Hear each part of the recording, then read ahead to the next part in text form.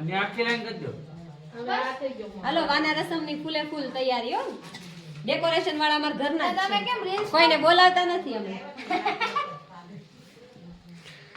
ઈ ને પેલા ઓલી મટકી તો મૂકો જય મસ્ત ઈ તો હિન્દીમાં થાય હો આમ આવે જ ને.